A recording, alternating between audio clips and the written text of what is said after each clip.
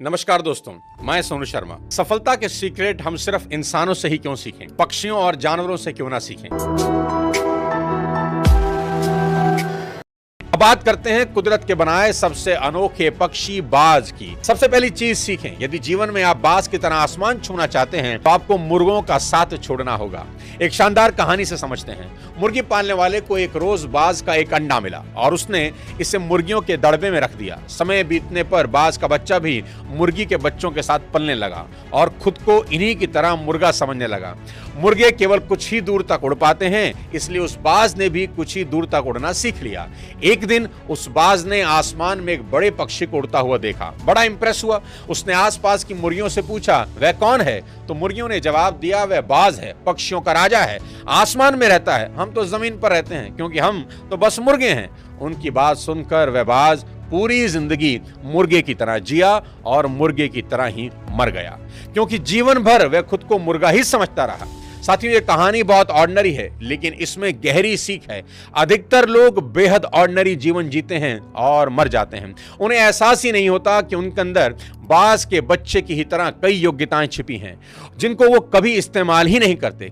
दोस्तों, जब हम बाज की तरह आसमान छू सकते हैं तो मुर्गे की तरह क्यों उड़ें? बाज हमें सिखाता है कि हमेशा विजेताओं के साथ रहें। 10,000 फीट की ऊंचाई पर आपको कोई दूसरा पक्षी कभी नहीं मिलेगा। अगर कोई दूसरा पक्षी होगा तो वो बाज ही होगा। बाज कबूतरों से दोस्ती कभी नहीं करते। वे छोटे पक्षियों के साथ नहीं उड़ते, क्योंकि उनको कबूतर या दूसरे छोटे पक्षियों के साथ उड़ने के लिए नीचे आना होगा, क्योंकि बाकी पक्षी ऊपर नहीं आ सकते। दूसरी चीज जो आप मादा बाज से सीख सकते हैं वो है कंफर्ट जोन।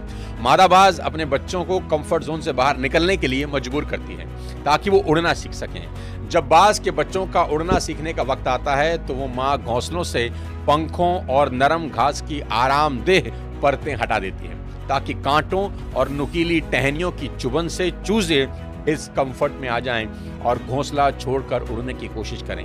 अगर चूजे फिर भी घोंसला नहीं छोड़ते तो माँ उन्हें घोंसलों से नीचे गिरा देती है और ऐसा बार बार करती है ताकि वो उड़ना सीख जाएं। हर बार गिरने पर चूजे कूदकर घोंसले में लौट आते हैं, लेकिन कांटों और टहनियों से लहूलुहान हो जाते हैं। पर माँ तरस नहीं खाती, उन्हें फिर से धक्का देकर गिरा देती है। यह तकनीक बहुत क्रूर दिखाई देती है, लेकिन जरूरी है। अगर माँ ऐसा ना करे तो बच्चे कभी उड़ना नहीं सीख पाएंगे और दूसरे जानवर उन्हें अपना शिकार बना लेंगे। इसी कठोर ट्रेनिंग की वजह से चूजे एक दिन उड़ना सीख लेते हैं। बाज सिखाता है कि अगर ऊंचा उड़ना है तो इंसान को भी अपने कंफर्ट जोन से बाहर आना ही होगा। और दिल दहला देने वाली चीज जो बाज हमको सिखा देता है वो ये कि बाज जब बूढ़ा हो जाता है तो उसके नाखून, उसकी चोंच कमजोर हो जाते हैं। उसके पंखों में इतनी ताकत नहीं होती कि वो उस ऊंचाई पर उड़ सकें जिस ऊंचाई का वो आदी था। ऐसे वक्त में कोई भी नियति को स्वीकार करके मरने का इंतजार करता, पर बाज ऐसा नहीं करते।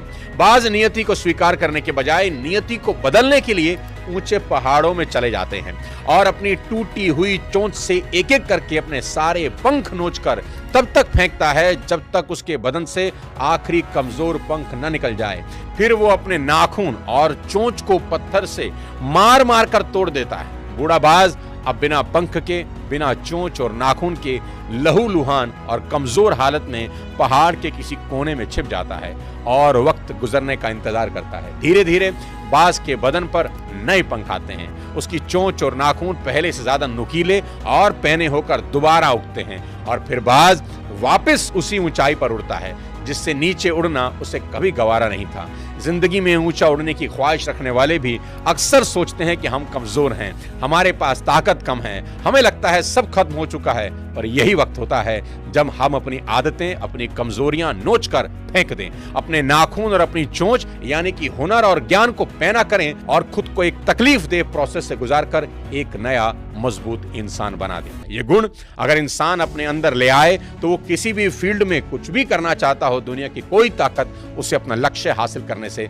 नहीं रोक सकती। साथियों, उम्मीद करता हूं आज का ये वीडियो आपको पसंद आया होगा। अगर पसंद आया हो तो चैनल को सब्सक्राइब कर दें, वीडियो को लाइक कर दें और शेयर कर दें। अगले किसी और वीडियो के साथ फिर आपसे मुलाकात करूंगा। तब तक अपने स्वास्थ्य का ध्यान रखिए। Thank you so much. जय हिंद।